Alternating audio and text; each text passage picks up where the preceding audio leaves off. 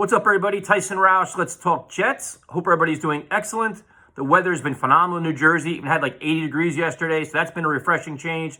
I want to give a shout out to my good friend Corey Anderson, who's fighting tonight, Friday night, in Bellator for the light heavyweight title. Corey has worked so hard for this. He's overcome his adversity. He's been betting on himself, and he's an athlete that walks the walk and talks the talk. 2-a-days, 3-a-days. He is always grinding, always getting his reps in. And I cannot wait to see it, man. He's earned this shot. If he wins it, I mean, it's all the reward goes to him, man. It's just, I cannot be more excited for him.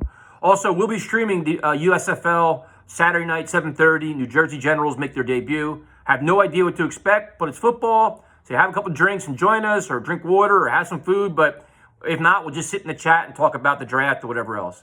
So the draft is 2 weeks away, and obviously at this point, you have a good mix between teams giving off smoke screens, agents leaking stories, and then clickbait, which makes for a complete chaos on social media where you have no idea who to believe or what to believe.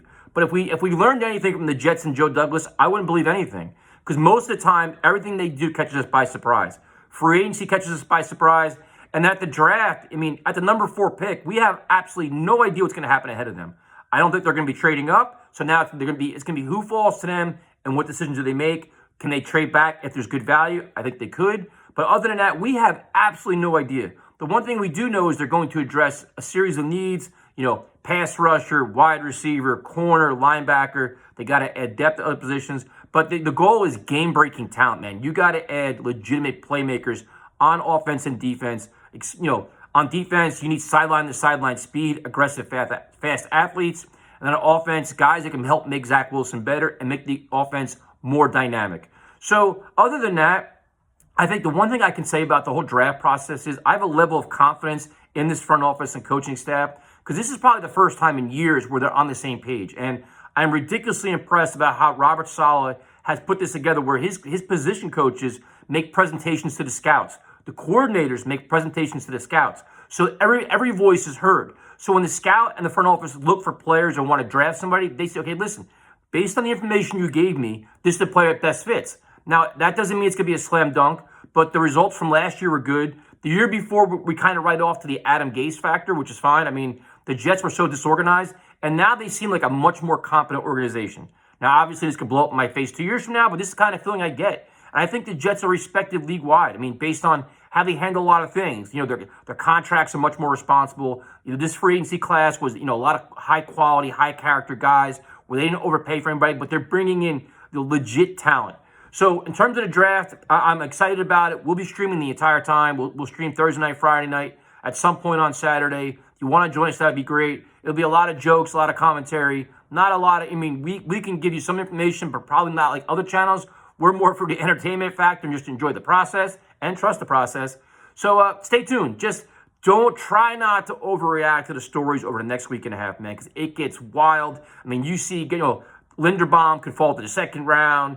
Kyle Hamilton out of the first round. All these stories go wild, and a lot of them aren't true. They're just trying to get reactions and get clicks, or their teams trying to set up other teams so they get the player they actually covet. So in terms of our predictions, we'll be sharing them, the week before we'll do on our show. We'll share our predictions for the first 2 rounds, and then you can share yours as well. So thank you for everybody who's been joining us. We definitely appreciate it. Relax. We're almost there. The offseason's a long period of time. And the other thing, too, is about the whole Deebo Samuel thing. If you read some of the supposed insiders, they're saying that he's actually not available, but he does want $25 million a year. Listen, at this point, if you want a primetime receiver, no offense to Kevin, but if you want a legitimate high all-pro receiver, you're going to pay. And it's going to be over $20 million a year. The Jets have a quarterback on his rookie contract. They can afford it. They can pretty much afford anybody right now, and they can afford anybody next year too. So they have draft flexibility and salary cap flexibility. So nothing should be out of the realm. A lot of people are speculating the Jets are going to make a big move before the draft. I'm not so sure it's going to be I'm sorry, I lost my train of thought here. It's not going to be Deebo Samuel. I get a weird feeling it could be Metcalf, but we'll see. Again, so much will change. But thank you for watching. Thank you for tuning in. We'll talk to you next time.